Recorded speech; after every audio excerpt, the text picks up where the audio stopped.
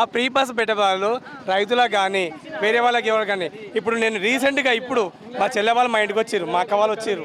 వాళ్ళని బస్సు కోసము నేను 3 గంటలు వెయిట్ చేసిన. అమ్మ ఏది వంటిమాట బస్ స్టాప్ దగ్గర ఇంతవరకు నాకు బస్ దొరకక నేను ఆటో ఎక్కిచ్చేసి గజ్వేల్ డ్రాప్ చేసి మళ్ళీ గజ్వేల్ నుంచి మళ్ళీ ఆ ఆటో వెళ్ళిపోమని చెప్పిన వాళ్ళ ఇంటికి.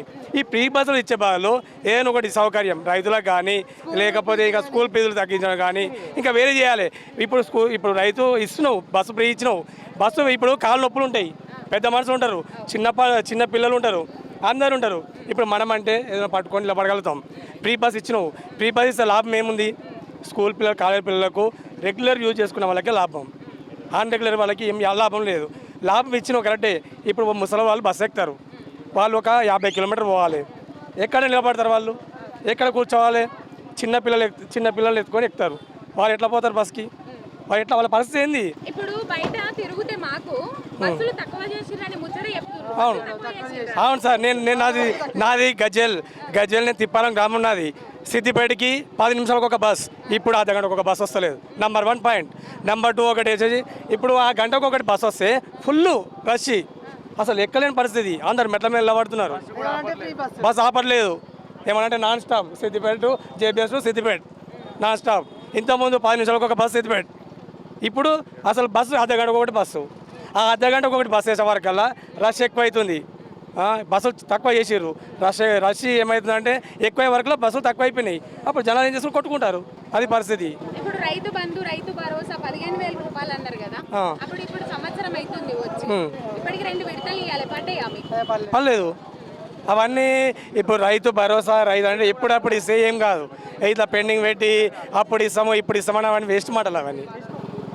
అందరికి 2 లక్షల లోపు అందరికి రుణమాఫీ అయిందా? రుణమాఫీ కొంతమందికి అయింది, కొంతమంది కాలేదు. ఏమైనా ప్రాబ్లం అంటే ఆధార్ కార్డు ప్రాబ్లము, లేదంటే బ్యాంక్ ప్రాబ్లము అంటున్నారు. కావాల పరిస్థితి అంటే ఇంకా మాకు వాళ్ళ శాంక్షన్ బయట నుంచి డబ్బులు రాలేదు, అప్పుడు తర్వాత ఇస్తామని చెప్తున్నారు. కానీ ఖచ్చితంగా ఈ టైంలో అలా రాంగ్ అది మాట్లాడేది. ఇస్తామనేటప్పుడు 100 రోజులు అమలు చేస్తా అన్నారు. ఏదైనా 100 రోజులు అయిపోయింది, ఇంకెప్పుడు అమలు చేస్తావు? 100 రోజులుగా సంవత్సరం అయింది, ఇంకా సంవత్సరంన్నర తీసుకో. సంవత్సరం తీసుకో, అడ్డగోలు హామీలు ఇవ్వద్దు ఎప్పుడైనా. మెయిన్ ప్రీ బస్ పెట్టినావు, ప్రీ బస్ అనేది చాలా దారుణమైన పరిస్థితి. దానికి బదులు ఫీజు రీయింబర్స్మెంట్ కానీ, రైతులకు రుణమాఫీ కానీ, రైతు భరోసా కానీ ఇవి తక్కువ చేసుకుంటూ రావాలి. కానీ ఈ ప్రీ బస్ పెట్టి రైతులను మనుషులను చంపడం తప్ప వేరేది ఏం లేదు. అలా ఏం ఫాయిదా ఉంది? ఫాయిదా ఉంది, ఓన్లీ కాలేజ్ పిల్లలకు ఫాయిదా ఉంది. పాస్ ఇచ్చి ఇప్పుడు ఫీజు 10 రూపాయలు పెట్టి మనము జర్నీ చేస్తున్నామంటే ఓ సీట్ దొరుకుతుండే మనకి, ఆరామ్సే పోతుండే. ఇప్పుడు ఫ్రీ బస్ పెట్టినాము, ఫ్రీ బస్ పెట్టి ఎంత దూరం నడుచుకుంటా మనం నిలబడలేము కదా. నిలబడి కాలు కూస్తాయి, మనకు నిలబడతాము, మనకు స్తోమత ఉంది నిలబడతాము. కానీ పెద్దవాళ్ళు ఎక్కుతారు, చిన్నపిల్లలు ఎక్కుతారు, మళ్ళీ కాలు నొప్పులు వాళ్ళు ఎక్కుతారు, నడుము నొప్పులు వాళ్ళు ఎక్కుతారు. వాళ్ళ పరిస్థితి ఏంది? అవును, ఏడొస్తున్నాయి, రాలేదు, అసలు రాలేదు.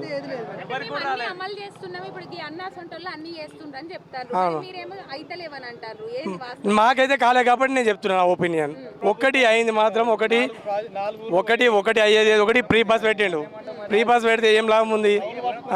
నష్టాలు ఎక్కువ ఉన్నాయి, లాభాలు. ఇప్పుడు ముందే ఆర్టీసీ లోపల మొత్తం లాస్లో ఉంది. ఫ్రీ బస్ పెట్టినావు, ఫ్రీ బస్ పెడితే మనకి ఎందుకంటే అందరికీ ఇప్పుడు 10 రూపాయలు ఇప్పుడు ఇక్కడ నుంచి ఒక వేములవాడ పోతాం మనం, ఒక దేవుని దర్శనానికి పోతాము, నిలబడి కాలు గుంచి మళ్ళీ ఆడ లైన్ నిలబడి అంటే పేషెంట్ అయిపోతాడు, అవుతాడే కదా. ఒక 10 రూపాయలు పెట్టి మనం మంచి ఆరాంసా కూర్చొని పోతే బస్సులు ఎక్కువ అవుతాయి, మళ్ళీ వాళ్ళకు బస్సు లాస్లో ఉండదు, ఇవన్నీ ఏ ప్రాబ్లమ్స్ ఏమి ఉండదు, మంచిగా ఉంటుంది. నా పేరు శ్రీనివాస్.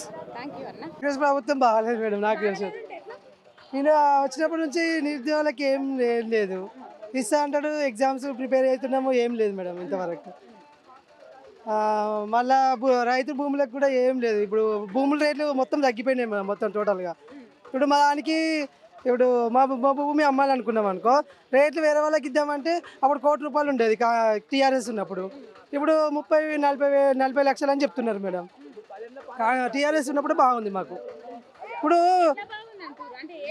రేట్ల విషయంలో కానీ, భూముల రేట్ల విషయంలో కానీ, మళ్ళీ పంటలు పండుతలేదు అంటే వీళ్ళు రాంగ్ మాట్లాడుతున్నారు. పంటలు మస్తు పండుతున్నాయి, ఆ ప్రాజెక్ట్ చేయంగా చాలా పంటలు పండుతున్నాయి. దానివల్ల మాకు మోటార్ ఉంది ఊర్లో, అది అప్పుడు వాటర్ అసలు వాటరే పోయకపోతుండే, ఇప్పుడు ఫుల్గా వస్తుంది. ఇప్పుడు కౌలు పైసలు చేసుకునే వాళ్ళు కూడా ఒక 10,000 20,000 ఎక్కువ ఇస్తామని ముందుకు వస్తున్నారు మేడం. చాలా బాగుంది. కౌలుకి ఇచ్చే కాడ బాగానే ఉంది మాకు. ఫ్రీ బస్ పెట్టిందట కదా, ఎట్లుంది ఫ్రీ బస్? దాని బదులు అది ఒకటి వేస్ట్ అనిపిస్తుంది. ఇవి కాంగ్రెస్ ప్రభుత్వం అదొకటి రాంగ్ చేస్తుంది మేడం. ఫ్రీ బస్ పెట్టిన అది వేస్ట్. దాని బదులు స్కూల్ ఫీజులు దాన్ని తగ్గిస్తే ఎడ్యుకేషన్ పరంగా జర బాగుంటుంది అనిపించింది, అంతే మేడం. మక్త మైలారం నీల కనికే ఎట్లుందండి కాంగ్రెస్ పాలన రైతులకు? మస్తు ఉన్నదమ్మా. మస్తు అంటే ఎట్లా? ఇప్పుడు ఇస్తున్న తులం బంగారం ఎంబడే ఇచ్చిండు. పెళ్లి చేయగానే ఒక గంట సేపట్లో బంగారం ఇస్తుండు. రైతు బీమా తొందరనే వస్తుంది. ఇట్లా అడుగుతున్నామో లేదో రైతు బీమా ఇస్తుండు. రైతు బంధు పడుతుంది, అన్నీ ఇస్తున్నాడు. ఏం తక్కువ చేస్తున్నాడు రేవంత్ రెడ్డి గారు. అంత మంచిగా చూసుకుంటారు. చాలా మంచిగా చూసుకుంటున్నాడు. ఆయన చూసుకునేప్పటికే ఇక్కడ రోడ్ల మీద ఉన్నాం, అమ్ముకుంటున్నాం కూరగాయలు ఒకటి ఒకటి. రైతులకు అంతా మంచిగానే ఉంది. రైతు పండుగలు చేస్తున్నాం మేము అంటున్నారు కదా. రైతు పండుగలు ఏం చేస్తున్నాం? రైతు పండుగలు ఆయన చెప్పేది ఆలస్యం ఉన్నది, మేము చేసేది లేటు ఉన్నది అంతే. ఆయన చెప్పితే ఎప్పుడు చెప్తాడో అని చూస్తున్నాం. రైతు పండుగలు ఎప్పుడు చేద్దామని చూస్తున్నాం. చేస్తున్నట్టు రైతు పండుగలు రైతులకు అంతా మంచిగా ఉందని. ఎవరు? రేవంత్ రెడ్డి. సరే, ఆయన చెప్తుండే చెప్పుకుంటాడు, మస్తు చెప్తాడు. ఇక్కడ చేసేటోళ్ళకి తెలుస్తుంది ఏది కానీ. ఇప్పుడు చూడు, రైతులకు ఇప్పుడు మార్కెట్ అన్నప్పుడు తీసుకొని వచ్చినాం మాలు, వాళ్ళు కొనేటోళ్ళు లేరు. పెట్టిన పెట్టుబడి వెళ్ళక ఈ రోడ్ల మీద పోయవలసి వస్తున్నది. ఇప్పుడు ఎట్లా అన్న ఎట్లా బాక్స్ నడుస్తుంది టమాటా? మేము 150 రూపాయలు చెప్తున్నాము, 50 రూపాయలకు అడుగుతారు ఒక్క బాక్స్. అంత దిగిందా? అంత దిగింది, ఎవరు తీసుకుంటలేరు. అవి అట్లయినా 50 రూపాయలకైనా కానీ తీసుకుందామని అంటే అక్కడ బండి మొత్తం లోడ్ అట్లనే ఉన్నది. పొద్దున 9 గంటలకు తీసుకొచ్చినాం బండి, ఇప్పుడు 2:30 అవుతుంది, 1:30 అవుతుంది టైము. ఇంతవరకు మాలు పోలేదు. అన్నం తినక పొద్దున లేచి మా చేనులో పోతాము, చేనుల నుండి నింపుకొని ఈడికి వస్తున్నాం. అట్లా వాళ్ళు అడ్డి వయసు అడుగుతారు, ఆడికైనా సరే ఇద్దామని చూస్తే వాళ్ళు ఇక అడుగుతారు, చూస్తారు, వెళ్ళిపోతారు, అంతే. కాంగ్రెస్ పాలన అమ్మ ఇప్పుడు ఏంది బస్ ఫ్రీ పెట్టిండు, జుట్లు పట్టుకొని కొట్టుకుంటారు.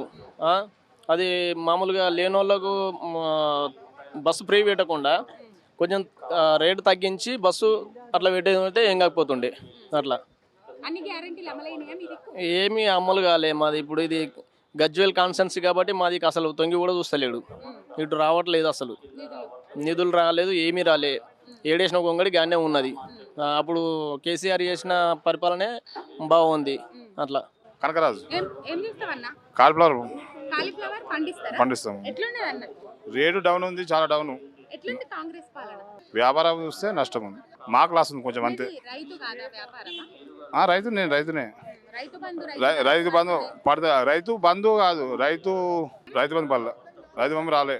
ఇంకా డబ్బులు లేవు కదా మా ఆయన దగ్గర, డబ్బులు ఉండేమో వేస్తుండే, ఆయన దగ్గర లేవు కాబట్టి ఏం చేయలేడు ఆయన. చాలా ఇబ్బంది అయింది. స్వామి మేడం, వ్యవసాయం మేడం. ఇప్పుడైతే నార్మల్గా ఉంది, అంత బాగలేదు, అంత మంచిగా లేదు. రెండు విధాలు అది పడతలేదు. అందరికి కాలే మేడం, కొంతమందికి అయింది, కొంతమందికి కాలేదు. అందరికి కాలే మేడం. చెప్పేటోళ్ళు చెప్తున్నారు, చాలా మంది ఉన్నారు. అది ఇయ్యాలి మేడం, అది కూడా ఇస్తేనే మంచిది. అది రాంగ్ మేడం. మినిమం 10 ఎకరాలు. 10 ఎకరాల వరకు ఇస్తే మంచిది. ఇప్పుడు ఒక కుటుంబంలో 10 ఎకరాలు ఉన్నాయి, వాళ్ళ నాయనకు 2.5 ఎకరాలు నలుగురికి పంచుకున్నాడు. ఆ 10 ఎకరాలు మళ్ళీ ఒక దగ్గర తెచ్చి 10 ఎకరాలకి ఇస్తే ఎట్లా? అంటే 2 ఎకరాలకి ఇస్తే ఎట్లా?